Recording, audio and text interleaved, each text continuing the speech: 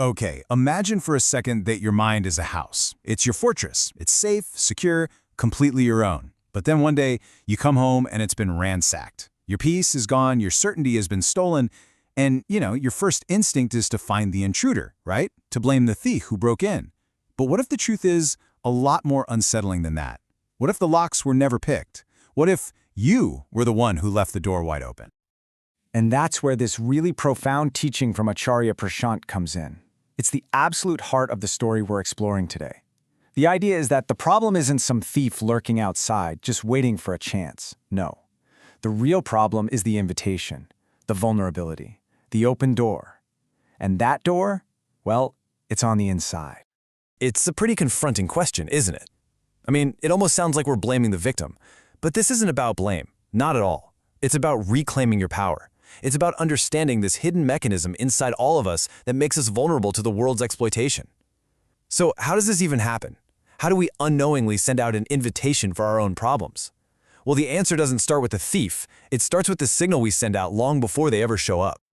So let's talk about this invitation. It's not something you write down on paper or say out loud. Think of it more like a silent broadcast, a signal that's transmitted from the deepest part of who you are, a lot of times without you even realizing it. Now, what's so interesting here is how this just reframes everything. See, what we learn is that exploitation isn't just something that's done to us from the outside. It's actually a process that begins with the vulnerability we create ourselves. It all starts with this internal state of deep, desperate need. So how does the world even know the door's open? It all starts with this fire inside you, a burning need. It could be an intense want for peace or love or meaning. Really anything to fill this sense of lack you feel. And this wanting, it's so powerful, it's like shooting a signal flare up in the dark. The teaching says, word spreads. Your energy, your desperation, it all just broadcasts your vulnerability. You basically expose your own fortress. To really get this, we have to trace that signal back to where it comes from. We need to look at the feeling that echoes out from inside of us. The very feeling we're so desperate to run away from. It all starts right here. A fire that feels like it's going to consume you if you don't find something, anything to put it out. And then that fire, it sharpens into this focused, desperate want. It's not some vague discomfort anymore. It's an urgent, really impatient craving for a solution. And right at the very core of all of it is this. An emptiness that just feels unbearable, a void. And your entire being becomes totally dedicated to one single mission: fill this void, and fill it right now. And this right here illustrates the crucial mistake. According to ShriPrashant, the emptiness itself isn't the enemy. The problem is how we react to it.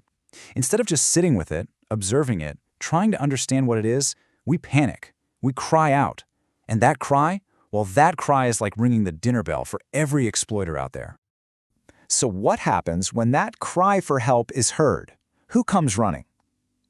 Well, it's rarely the helpers or the healers. It's what the source calls the merchants of noise.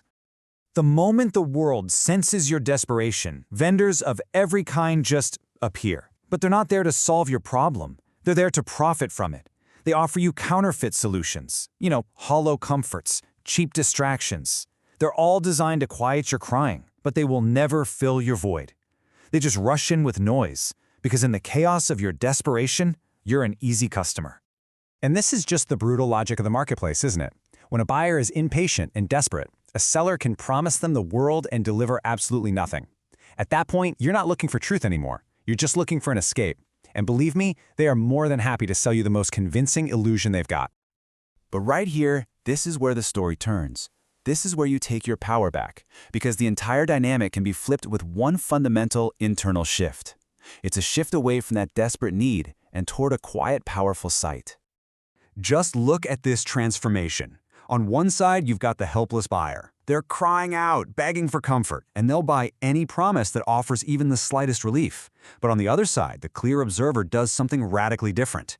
They just watch. They assess the situation, and most importantly, they have the power to wait.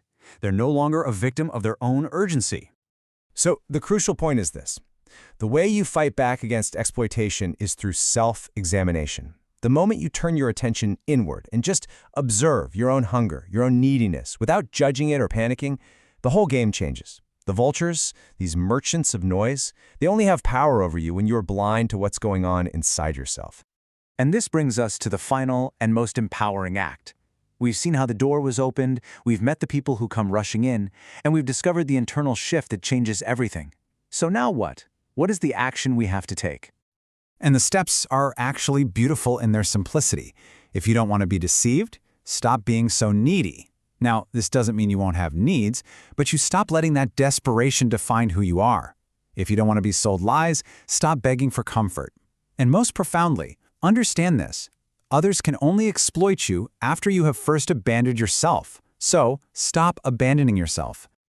And that's the great secret here. Throughout this entire process, even when it feels like the world is taking advantage of you, you are not helpless. The power has always been with you. The lock has always been on your side of the door. And that's it. That's the resolution to our whole story. It all comes down to this one simple, powerful act: to stop crying out, to turn your attention inward, and to quietly, firmly close the door. And so, I want to leave you with this final powerful question.